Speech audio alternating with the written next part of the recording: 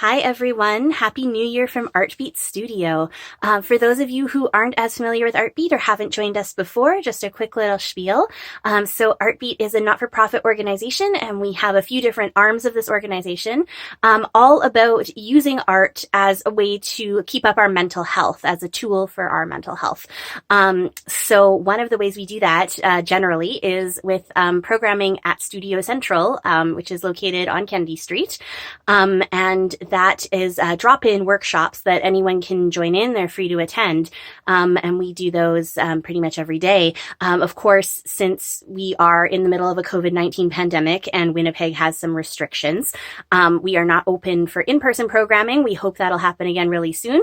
So instead, we are doing some workshops online with you. So we're thrilled that you can join us. So whether or not you think of yourself as an artist or whether that's something you do full-time, engaging in creative practice in any kind of way can be great for your mental health. So I really enjoy trying to find these sort of prompts for workshops that are something that you can sit down and spend a whole afternoon on and make a big project out of, or you can just like do a little bit of doodling and get yourself out of your usual funk that you're in for the day, something that's different from your usual activities, and sort of ignite that creativity and your imagination.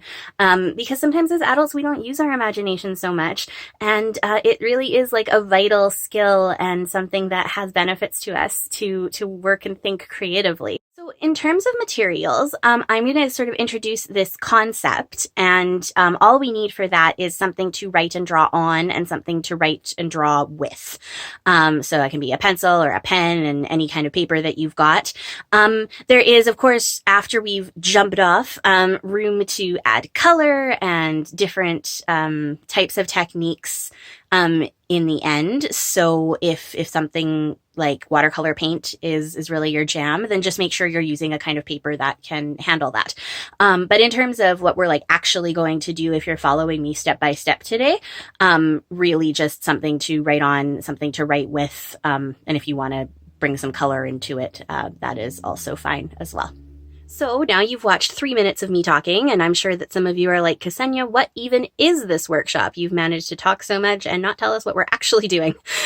So this is sort of a part 2 from my Drawing with Words series. I'm not sure how many steps will be in the series, but this is step 2 for now. So we are going to use the letters that are in the words of animal names to be a starting point for drawing some of these animals. So we'll do this in a couple of ways. We'll do some where we use all the letters in the word to create the animal, and then some where we just go with the first letter. So you can follow along with the examples I'm going to use. And of course, there are so many animals in the world, and there's also 26 letters in the alphabet. So you can take this and run with it with any letter or any animal you want. But I'm just going to take you through some of the prompts that you can use combining letters and animals to get some creativity going. And feel free to join me. I'm going to start with a classic, an S for snake. So we just start by drawing the letter. And then we'll turn it into an animal. For a snake, it's easy since its body is already the same shape as this letter.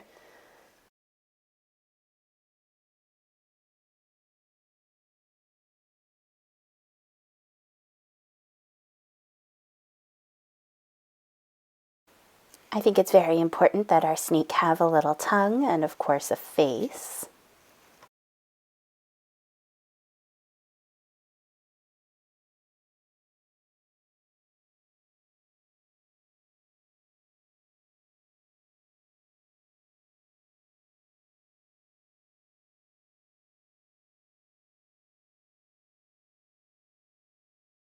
I'm just going to add a few little details to give it some patterning. And here is where you might want to use color or some different techniques for texture.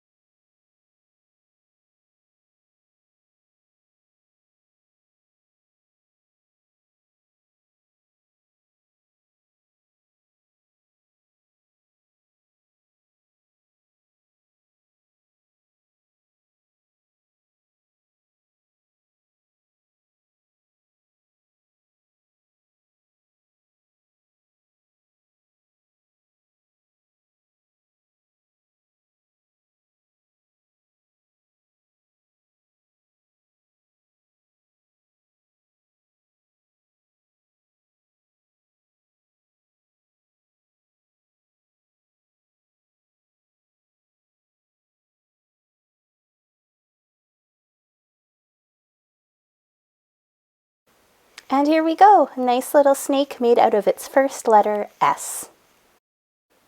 We're going to again make an animal just out of its first letter, so this time I will do B for bear.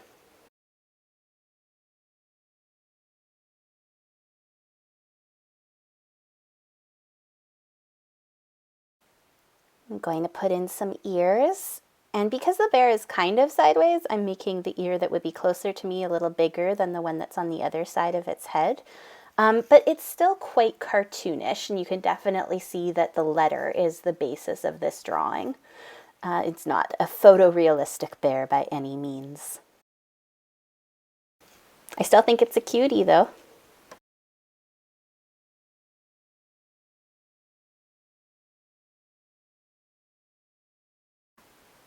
Now I'm going to add some legs and paws, so just a big back paw and front paws. I think they're going to come around and be resting on its round belly.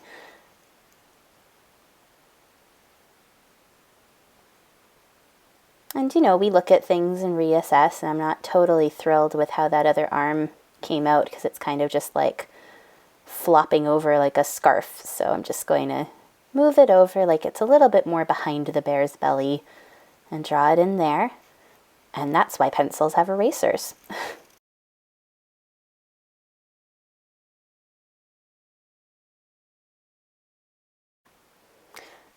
Just darkening some of my lines. If you wanted to make it, you know, extra obvious that the letter is the basis of it, you could do it in a different line weight or a different color as well.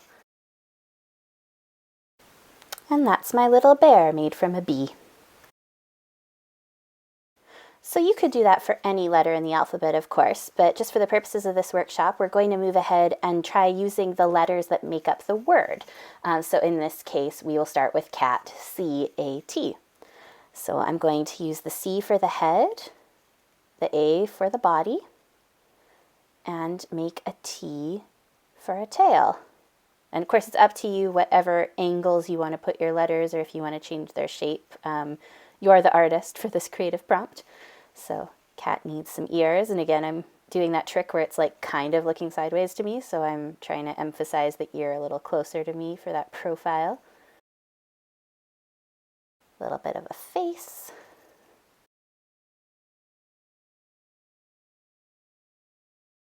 And some paws. And again, definitely doing like a leaning into the cartoon version of the cat. There we have it. Cat made from its own name.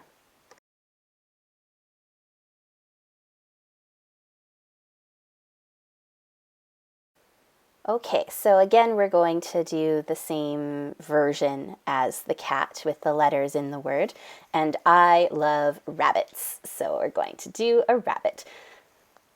I'm just writing it out in capitals and lowercase letters because that's what I'm using as my frame. So I'm going to start with an R for the body and for the face. I'm going to use an A for its little tail. And there are 2 B's in rabbit and 2 ears on a rabbit, so it made sense to me to make the B's into the ears. Then I can make the I the front paw, and a little T with a cross for its nose and mouth. And I'll add in a face, a little tiny smile. And of course, I want to add those back paws.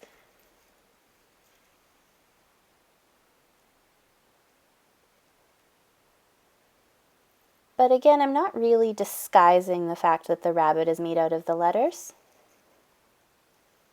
And there we go, rabbit made from rabbit.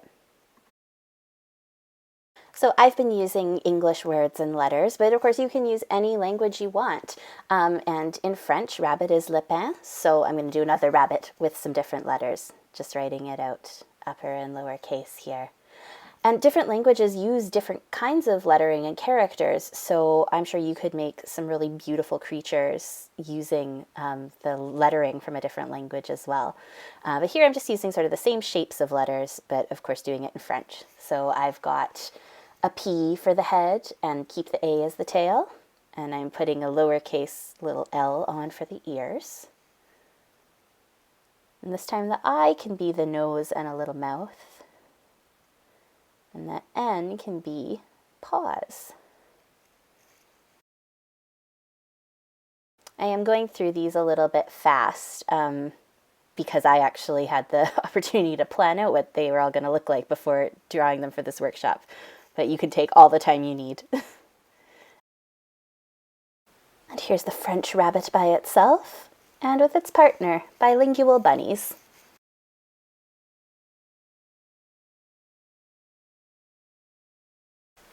So now I'm moving forward to use the shapes of the letters as a frame or a base for my doodle, but maybe disguising them a little bit more. So for this, I'm going to sketch in the CAT for cat very lightly. And I'm going to use those shapes as the contours of their body. So for this, I'm using a marker with a bit of a brush tip. It could be a fun thing to do that, or a brush with ink or paint on it to give you a flowy kind of fur. I'm thinking of those like big fluffy Persian cats as I do this, so that's where my choice of media came from there.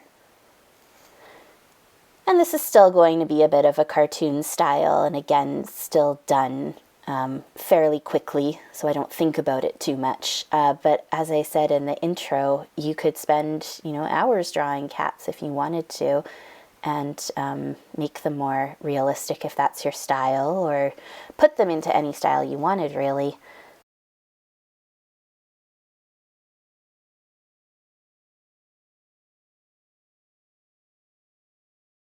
So I've got the basic shape of the cat in, again following the CAT, and it just looks not quite how I would like to, so I'm going to go back in and fill it out a bit. And I'm also using the same color of marker to add some more furriness to the cat at the tips of the ears, and just so that you can see sort of the edges of some of the fluff going throughout.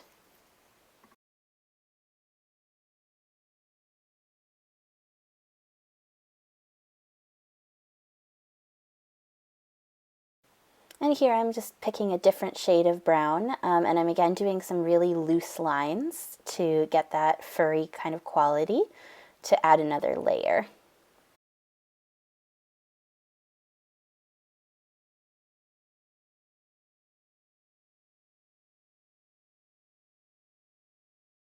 And keeping with that loose, sketchy style, I'm going to put in a face.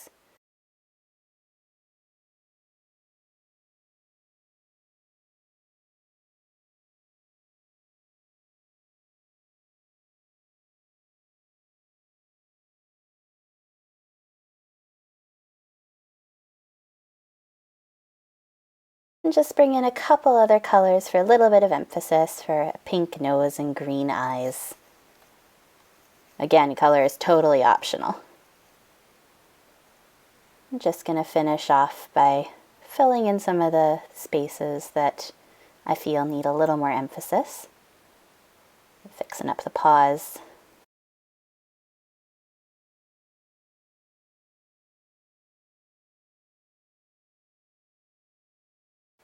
So here's a cat using the letters of the word cat as a basis without emphasizing them as part of the art.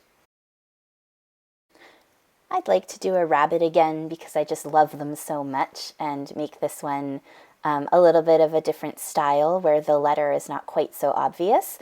But as a basis, I am just going to use the first letter this time, the first letter R. I'm going to make the top into its head and round it off a little bit more. So I'm very much using the letter as almost like the skeleton of the animal, or a frame for the animal. But you'll see that I'm going to go outside of it and put in the details as I like them, and just sort of use that as the basic shape, but not be stuck to it in any way.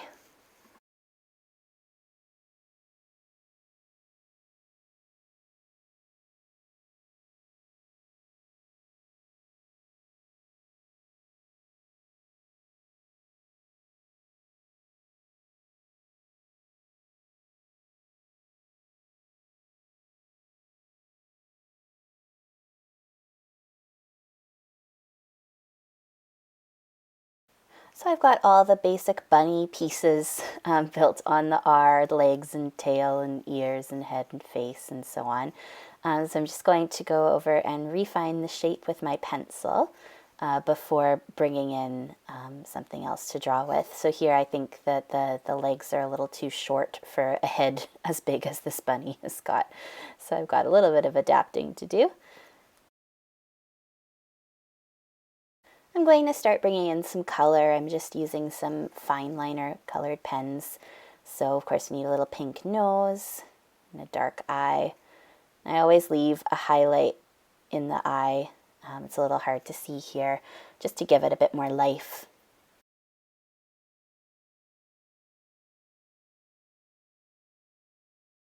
I'm just using some dark gray to outline.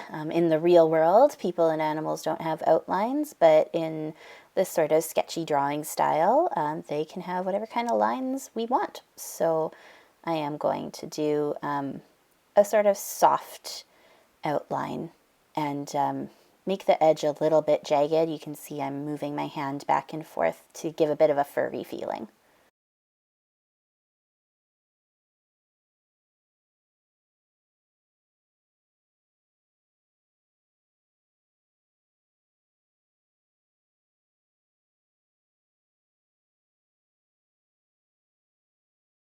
And then the next thing I always do is, again, emphasize that fur a little bit. Maybe the bunny's a little wind blown or something. So to just give a little bit of texture with, again, some broken lines.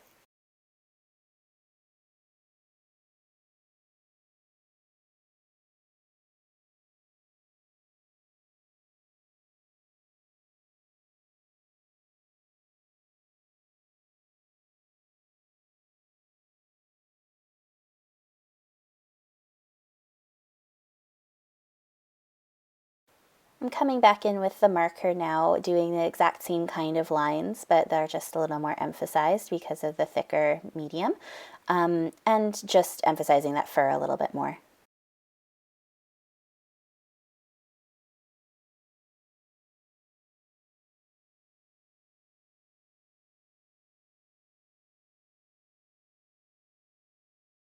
Now I'm going to bring in a lighter shade of gray, so it's another cool tone, and the same hue, I guess, even though you could argue whether gray is actually a hue, but just a different shade, a different tint of the same, to add another layer and a little more dimension.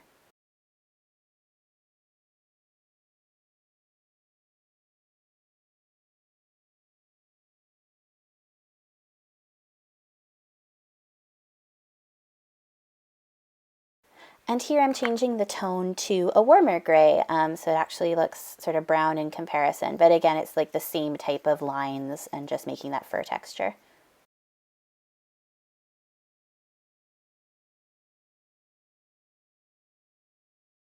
Different gray, same technique, just going around some of the edges this time, and again, just making the bunny even fuzzier.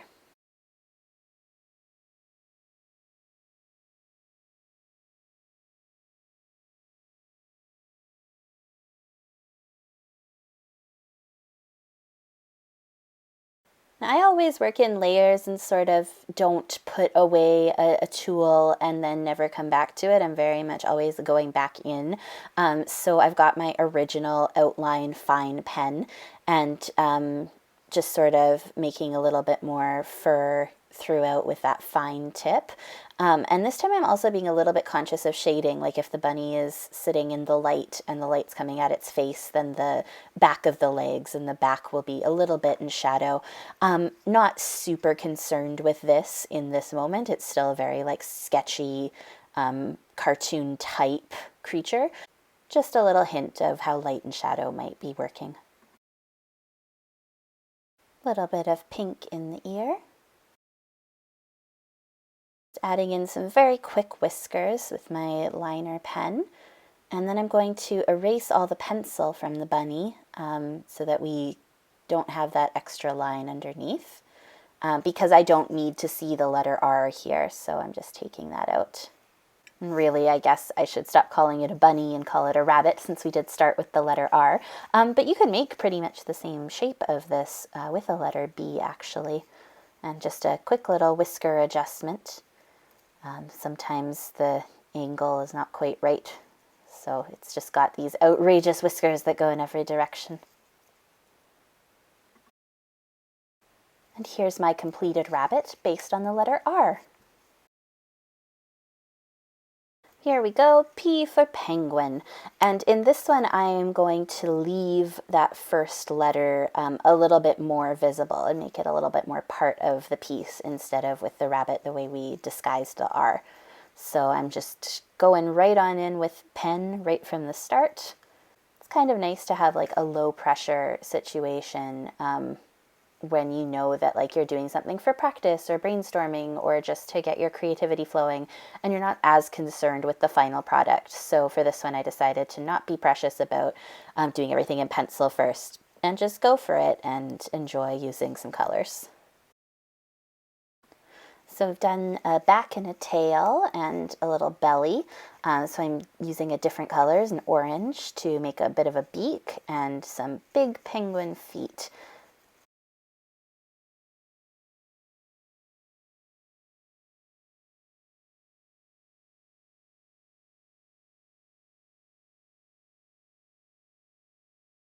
I'm just doing a curvy shape for the wing and putting in sort of the white mask that they kind of have on their faces.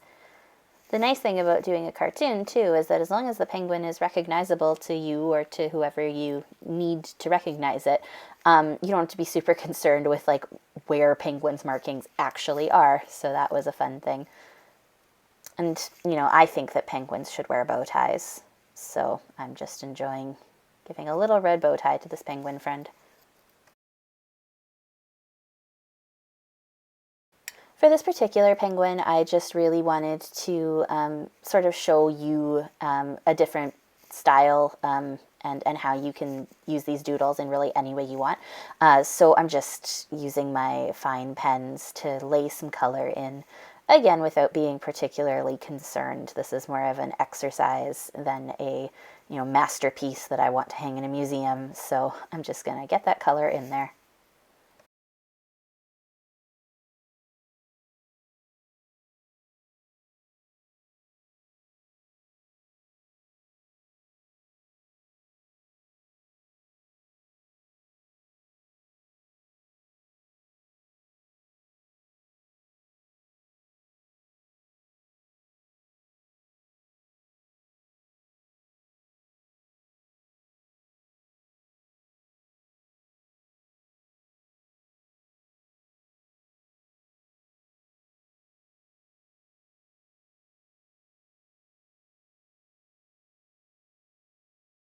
And I did start with a letter P that was a different blue than the penguin itself, but I found it wasn't showing up as much as I wanted, so I went in with a purple, which contrasts but doesn't stand out too much. So again, up to you how different you want your letter to be from the animal.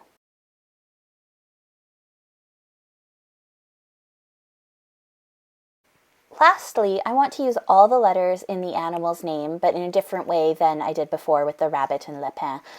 So I'm going to use each letter as many times as I want. So one of my other favorite animals is a sheep. Let's do that. Starting with the sheep's head, which I'm going to use the letter P as an outline for. And then I'm going to use the letter H to make some legs. So I've got 2 front legs now,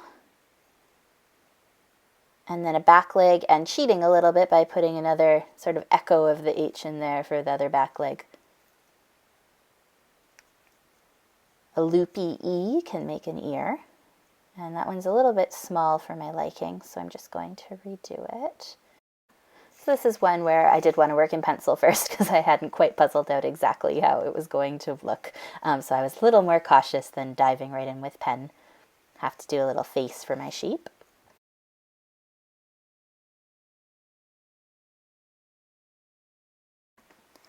And here's where I'm starting to use the letter S and making the wool. So the nice thing about a sheep is it has S and E in it, and those are very loopy, curly letters. So I can use the S and the E for the curly wool and build up the body in that way.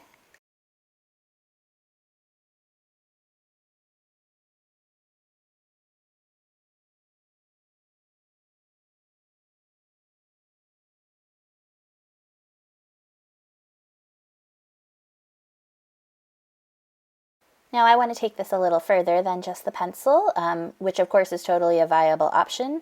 Don't let anyone tell you that you can't just do a drawing in pencil. But in this case, I am pulling out some fine line pens again and just going over the lines I've drawn and really emphasizing them. So I've got a dark gray here, and I'm sort of just adding little bumps on the bottom for the letters that I've got. I will say that I decided to do this as a workshop a couple of weeks ago. And one of the things I've been doing as I'm like falling asleep at night is sort of like taking a word and trying to turn it into an animal in my head and fall asleep doing that. So instead of counting sheep, I'm sort of imagining drawing sheep out of the letters in sheep. I offer that to you as perhaps a way for you to battle your own insomnia. Not a doctor, can't guarantee it works, but it's been a fun little puzzle for me to do as I fall asleep.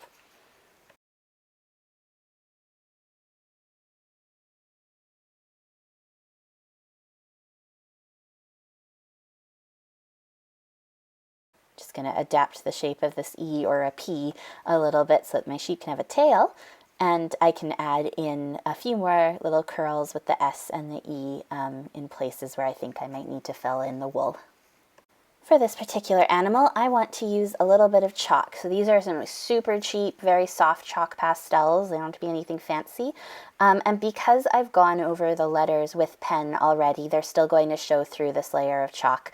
So I'm going to use a circular motion to make a little bit more of a woolly sheep. And I'm just going to use a slightly different color of the same chalk to have the face be a slightly different color than the wool. But your sheep can be whatever color you want. Any of your animals can be any color you want.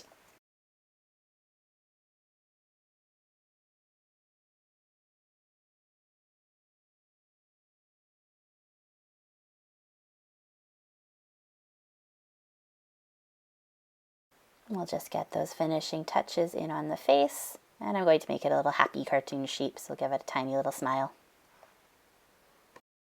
And here's a sheep made out of all the letters in its own name with just a little augmentation from other media. And there we have it, making alphabet animals. So I hope that you enjoyed today's workshop. I hope that it shook you out of your usual patterns just a little bit and let you use your brain in a slightly different way, getting some creative thinking done and solving some of those little puzzles, and that it brought a smile to your face because I really enjoyed doing this with you. So everybody, please take care and stay safe and keep up with creative practice in whatever way that means to you. We will be here on the internet until further notice. You can check in with us every day for new and exciting content. And just as soon as we're able to do this again in person, we will absolutely let you know. Thanks, everyone. Happy New Year.